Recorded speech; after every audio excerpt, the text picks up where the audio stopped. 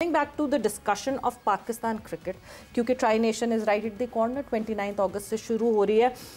क्या एक्सपेक्ट करें हम कि एक तरफ जो है अफ़गानिस्तान की टीम है जो बहुत स्ट्रॉन्ग लग रही है, दूसरी तरफ यूएई की टीम है, और पाकिस्तान टीम का एक ख़ास शेवा है कि हम जिस टीम के साथ खेलते हैं उन्हीं की तरह खेलते हैं, रिफ्लेक्शन आती है हमारी। देखिए, एक माइंडसेट का बहुत फ़र्क है। हाँ, अगर आप बयानात सुने अफ़गानिस्तान की टीम के, तो वो कह रहे हैं कि हम पाकिस्तान को हम जीत के तो दुनिया को हैरान करेंगे, हम टूर्नामेंट जीत के दुनिया को हैरान करेंगे।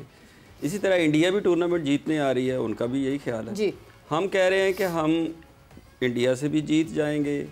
हम टूर्नामेंट की और अपने टाइटल की बात नहीं कर रहे। हम कर रहे हैं कि हम अपना मुकाबला कभी अफ़गानिस्तान से करते हैं, फिर हम कभी यूएई से करते हैं। तो एक माइंडसेट का फ़र्क कितना बड़ा है कि आप टाइटल जीतने के लिए तो गए ही नहीं, आप अपने तमाम प्लेयर्स की, जो हमारे प्रीवियस प्लेयर हैं, सारे बड़े बड़े नाम हैं, तो वो सारे कह रहे हैं कि जी वो आल दो के यही अगर शुएब अख्तर या वसीम अकरम ख़ुद टूर पे होते और इमरान खान जैसा बंदा पीछे बयान दे देता कि ये हार के आएंगे, तो इनकी ज़हनी सतह पे क्या मतलब अपने किस तरह इन्हें तकलीफ़ होती। तो ये इस किस्म के बयानात टूर पे नहीं देने चाहते, पहले जितने मर्जी कर लें। एज एनालिस्ट तो आप अगर कोई सवाल हो कि जी कंपैरिजन क्या है, तो वो तो बात आप कर सकते हैं, एज प्लेयर नहीं करनी चाहिए। तो ऑन पेपर तो अगर हम देखें तो हम दोनों से वीक हैं, क्योंकि वो दोनों के जिस तरह की वहाँ स्लो विकेट्स हैं, स्पिन विकेट्स हैं, वहाँ पे स्पिनर्स की जो डोमिनेशन होगी, और दोनों ही 5-5 स्पिनर्स के साथ आ रहे हैं, 3-3 वो खेलेंगे। हमारे पास 2 भी पूरे नहीं हैं, तो उसमें भी हमारा जो कोच है, हमारे पास ऑप्शंस हैं, सलमान अली आगा को यूटिलाइज देखें ना, वो अब जब तक हम इस माइंडसेट से ना निकलें, देखिए स्पेशलिस्ट के अलावा अगर आप बॉल नहीं कर सकते, स्पेशलिस्ट वो होता है जिस पे आप ये कॉन्फिडेंस कर सकें कि वो अपने ओवर की कोटा पूरा करेगा। सलमान अली आगा या साइम अयूब पे अगर हम कंसंट्रेट करके या उस पर डिपेंड करके हम ये कहें कि हम मैच जीत लेंगे, तो पॉसिबल नहीं है। आपके पास पूरा स्पिनर होना चाहिए, वो 3-3 स्पिनर्स के साथ खेलेंगे, पूरे 3 स्पिनर जो अपना अपना कोटा पूरा करेंगे। हमारे पास ये है कि जी हम कहते हैं कि एक इससे एक उससे एक उससे, तो इस तरह तो आप टूर्नामेंट नहीं जीत सकते। आपके पास 5 स्पेशलाइज्ड बैट्समैन होने चाहिए और 5 बॉलर होने चाहिए और एक आपके पास ऑलराउंडर होना चाहिए। इसके अलावा बॉलिंग को और बैटिंग को कनेक्ट कर ले प्रॉपर। एग्जैक्टली, हमने तो पूरे कनेक्टर्स ही लगा दिए हैं। हमारे जो कोच की एक सोच ये देखिए कि थ्रू आउट जब से ये आया उसने 2 स्पिनर खिलाए ही नहीं है। वो या वो सुफियान मुकीम को खिलाता है या इब्रार को खिलाता है। हाँ। तो पता नहीं कि ये क्या फिलॉसफी है कि जिस जगह पे स्पिन विकेट ना हमने बांग्लादेश में खिलाया, ना हमने वेस्ट इंडीज़ में खिलाया, जहाँ पे मतलब आप ये देखिए सलमान अली आगा पे रिजवान ट्रस्ट कर रहा है, वो अपने आप पे ट्रस्ट नहीं कर रहा। बिल्कुल सही, यानी स्पिन कंडीशंस में ही अगर आपने स्पिनर्स को यूटिलाइज नहीं करना तो फिर आपने कहाँ करना है। हाफिज साहब, अगर हम देखें ट्राई नेशन सीरीज़ में हमारे पास एक बहुत अच्छा मौका है कि हम अपना एक बेहतरीन ऑप्शन अगर ट्राई करें तो एटलीस्ट हमारा एक पूल बन सकता है कि हाँ ठीक है, इसी प्लेइंग 11 के साथ हम आगे कंटिन्यू कर सकते हैं। लेकिन क्या हम एक्सपेक्ट कर रहे हैं कि हम 2 स्पिनर्स के साथ ही खेलेंगे ट्राई नेशन में? अच्छा, एक इससे पहले ये जो अभी हॉकी पर बात हो रही थी, ये वक्त है हुकूमत के लिए कि मुल्क में स्पोर्ट्स एमरजेंसी जो है वो नाफिज होनी चाहिए, और हुकूमत के पास और बहुत सारे काम हैं। कौन कौन सी इमरजेंसी नाफिज करेंगे? अभी पानी की इमरजेंसीज और ये फ्लडिंग की इमरजेंसीज हुई हुई हैं, क्या इतना सारा हमारी गवर्नमेंट संभाल सकती है? देखिए कि आपके पास वजारत है ना, आपके पास वजारत है, आपके पास दफातर हैं, आपके पास वसाइल हैं, आपने उनको इस्तेमाल करना है। लोग कितने उसके दिन बहुत उसका बजट उठा के देखें, जितना लोगों पर खर्च होता होगा उससे ज़्यादा उसका एडमिनिस्ट्रेटिव बजट होता होगा। एक तो ये काम है, और दूसरा ये सोचने की ज़रूरत है कि ये जो पाकिस्तान हॉकी के बारे में बातें होती हैं फ़ंड्स के मामले में, या हुकूमत दे रही है या नहीं दे रही, ये सिर्फ पाकिस्तान तक महदूद नहीं रहती हैं। ये जब दुनिया में जाती हैं तो आपके बारे में लोग बाहर बैठकर क्या सोचते होंगे, क्या बात करते होंगे, तो इस तकलीफ़ को महसूस करने की बात है कि यार ये पाकिस्तान के खिलाड़ी हैं, ये आपका झंडा उठाते हैं, तो झंडा उठाने वालों का सर आपका फ़ख्र से बुलंद होना चाहिए, उनको स्टॉक ना बनाएं, तरले मिनटों के ऊपर नहीं होना चाहिए। तो ये हुकूमत को इस पर तवज्जो देनी चाहिए, वज़ीर आज़म साहब को, जो मुतल्लका इदारे हैं उनको, और ये खिलाड़ियों को भी खड़े होना चाहिए इस मामले में कि अगर कहीं कुछ तकलीफ़ है तो थोड़ी बर्दाश्त कर लें। हर वक्त ये कहना मुनासिब होता भी नहीं है। जहाँ तक ताल्लुक़ कॉम्बिनेशन का है कि 2 स्पिनर्स, देखिए 5 पाकिस्तान के पास बैटर्स हैं स्पेशलिस्ट। अगर आप इस टीम की उठा के देखते हैं तो उसमें जो स्पेशलिस्ट नज़र आते हैं 5 बैटर्स हैं। उसमें एक सलमान अली आगा हैं, फ़खर जमान हैं, साइम अयूब हैं, हसन नवाज़ हैं और साहिबजादा फरहान है। ये 5 बैटर्स हैं आपके स्पेशलिस्ट जिनको आपने स्क्वाड में शामिल किया, 17 मेंबर स्क्वाड में। अब इसमें से, और ये मोस्टली ज़्यादातर मैचेस में आपको इनमें से खेलते हुए नज़र आएंगे, मतलब 4 तो लाजिम खेलेंगे ना, 5 भी खेल सकते हैं। जहाँ तक ताल्लुक 2 स्पिनर्स का है, पाकिस्तान के पास स्पिनर ज़्यादा है। अब क्या वो स्पेशलिस्ट पर इन्हिसार करते हैं या नहीं करते हैं, वो आधा तीतर आधा बटेर की तरफ जाते हैं, ये देखने की चीज़ है। स्पिनर्स के ऊपर आपके पास मोहम्मद नवाज़ भी हैं, आपके पास अबरार भी हैं जिनको आपने रखा हुआ है, फिर आप साइम को भी इस्तेमाल करते हैं, सलमान अली ख़ुद बॉलिंग के लिए आते हैं। तो पाकिस्तान के पास ये चीज़ें तो मौजूद हैं, लेकिन क्या ये उस कारकर्दगी का मुजाहरा करते हैं या नहीं करते हैं जो इनसे तवक्को की जा रही है, जिसके लिए इनको मुंतखब किया गया है? ये इसका फैसला होने में कुछ ज़्यादा वक्त बाकी तो नहीं है। Over the period of time, मतलब हमने अभी तक जितनी भी माइक हेसन की डिसीजंस देखे हैं, लगता ऐसा है कि क्योंकि बैटिंग पे कॉन्फिडेंस नहीं है इसलिए हमें डीप दिख रही है। हाँ। इसीलिए ऑलराउंडर्स पे इन्हिसार भी दिख रहा है कि डीप लेकर जानी है बैटिंग, 8वें नंबर तक बैटिंग हो, इतनी बैटिंग मिल जाए। जबकि अगर जो 6 बैटर्स फुल फ्लेज बैटर्स नहीं कर पाए, वो बाकी 2 और क्या करेंगे।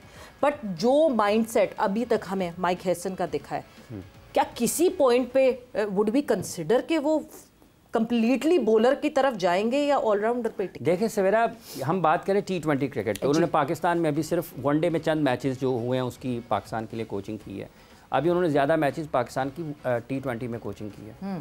मौजूदा दौर में जो माजी करीब में, बिल्कुल करीब, ज़्यादा दूर नहीं, 2024 का जो T20 वर्ल्ड कप है वो इंडिया ने जीता था। आप मुझे बताइए कि क्या वो ऑलराउंडर्स के साथ जीता उन्होंने या स्पेशलिस्ट के साथ जीता? और जो उस टीम का, जो जिन 2 टीमों के माबैन फाइनल हुआ था, उन दोनों टीमों को देख लें, क्या वो बैटिंग लंबी उन्होंने इस अंदाज से किया कि अगर हमारे पास स्पेशलिस्ट की कमी को पूरा करने के लिए बैटिंग हम लंबी कर लेंगे, ये थोड़ी सी बैटिंग कर लेते हैं? इंटरनेशनल क्रिकेट में ऐसा नहीं चलता। आपके पास जो रिसोर्स है, अगर आपकी उसकी प्रॉपर यूटिलाइजेशन नहीं कर पाते हैं और अगर आप अपनी एक कमी को पूरा करने के लिए 10 खामियां और पैदा कर लेते हैं खुद अपने फैसलों से, तो आपकी मुश्किलात में इजाफा होगा। उसका एक मसला यह है कि जब कभी भी आपके ऊपर दबाव आएगा या किसी भी शख्स के ऊपर दबाव आएगा, ये इंसानी नफ्सियात है, वो अपनी कमी को सबसे ज़्यादा सबसे पहले उसके सामने आएगा और वही खेलेगा। क्या मोहम्मद नवाज का टेम्परामेंट टेस्ट नहीं हुआ अंडर प्रेशर? जब कभी भी उसके ऊपर दबाव आया, उसकी कारकर्दगी देख लें आपकी। फ़हीम अशरफ या हर वो खिलाड़ी जो ना पूरा बैट्समैन है ना पूरा बॉलर है, जब कभी भी उसके ऊपर दबाव आएगा ना, वो गलती करेगा ही करेगा। हाँ। यही दबाव हार्दिक पांड्या के ऊपर भी आया, यही दबाव डेवॉल्ट ब्रेविस के ऊपर भी आता है, यही दबाव ग्लेन मैक्सवेल के ऊपर 2023 में भी आया। क्या वो निकले या फंस गए, चौक कर गए? वो निकले उससे।